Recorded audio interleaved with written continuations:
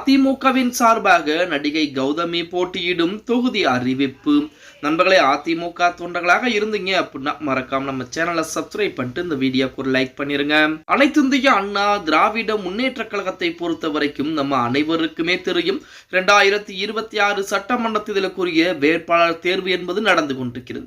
அதாவது விருப்பமனு பெற்ற அனைவரிடமே எடப்பாடி பழனிசாமியும் அதிமுக இருக்கக்கூடிய முக்கியமான தலைவர்கள் அனைவரும் சேர்ந்து அவர்களிடம் ஆலோசனைகளும், அதே போல அவர்கள் இதுவரைக்கும் என்ன செய்திருக்கிறார்கள், மக்கள் மத்தியில் அவர்களுக்கு செல்வாக்குகள் என்பது இருக்கிறதா, அவருக்கு அந்த தொகுதியை கொடுக்கலாமா வேண்டாமா என எடப்பாடி பழனிசாமி முக்கிய நபர்கள் புறம் ஆலோசனைகள் என்பது நேர்காணல் என்பது செஞ்சுக்கிட்டு இருக்காங்க. இப்படிப்பட்ட ஒரு சூழலில் அதிமுகவிலே மிக முக்கிய முகமாக அறியப்பட்ட நடிகை கௌதமி அவர்கள் இந்த தொகுதியில் தான் போட்டி போட போகிறார் அப்படிங்கிற செய்திகள் தற்போது இணையதளங்களிலே உலா வந்து கொண்டிருக்கிறது அப்படின்னே கூட சொல்லலாம்.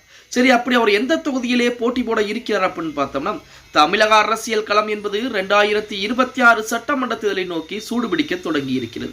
பிரபல நடிகை கௌதமி அதிமுக இணைந்து தீவிர அரசியலிலே ஈடுபட்டு கொண்டிருக்கிறார் அப்படிங்கிற தகவல் நம்ம அனைவருக்கும் தெரியும். அண்மையில் சென்னை ராயப்பேட்டையில் உள்ள அதிமுக தலைமையகத்தில் நடைபெற்ற வேட்பாளர் நேர்காணலில் கௌதமி கலந்து கொண்டிருக்கிறார். கட்சியின் பொதுச்செயலர் எடப்பாடி பழனிசாமி தலைமையிலான குழுவிடம் அவர் தனது விருப்பமனையும் சமர்ப்பித்து தேர்தலில் போட்டியிட வாய்ப்பு வழங்க கூறி ஒரு மனுவையும் கொடுத்திருந்தார்.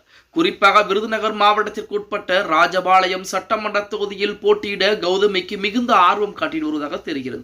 ராஜபாளையம் தொகுதியில் தனக்குள் இருக்கக்கூடிய செல்வாக்கு மற்றும் அங்குள்ள மக்களின் தேவைகள் குறித்து நேர்காணலின் போது அவர் விரிவாக எடுத்துரைத்ததாகவும் சொல்றாங்க.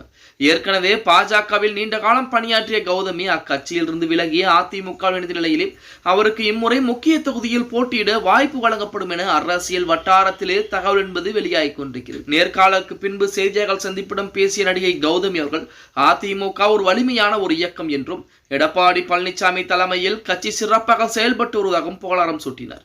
மக்கள் பணியாற்றுவதற்கு அதிமுக தகுந்த மேடை என குறிப்பிட்ட அவர் தலைமை எந்த தொகுதியை ஒதுக்கினாலும் அங்கு வெற்றி பெற கடுமையாக உழைப்பேன் என தெரிவித்திருக்கிறார். கௌதமியின் இந்த அரசியல் நகர்வு ராஜபாளையம் தொகுதி அதிமுகவிடையே பெரும் மகிழ்ச்சியும் ஒரு பரபரப்பையும் ஏற்படுத்தி இருக்கிறது அப்படின்னே கூட சொல்ல.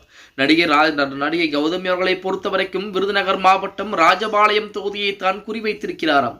அதற்குரிய நேர்காணலையும் முடித்து விட்டார். இதற்கு மேல் எடப்பாடி பழனிசாமி என்ன முடிவுகளை எடுக்க இருக்கிறாரோ அந்த முடிவுகளின் அடிப்படையில் நடிகை கௌதமி அந்த தொகுதியில் போட்டியிடுவதற்கு அதிகப்படியான வாய்ப்புகள் என்பது இருக்கிறது அப்படிங்கிற மாதிரி செய்திகள் தற்போது இணையதளங்களிலே உலா வந்து கொண்டிருக்கிறது அப்படின்னே கூட சொல்லலாம்.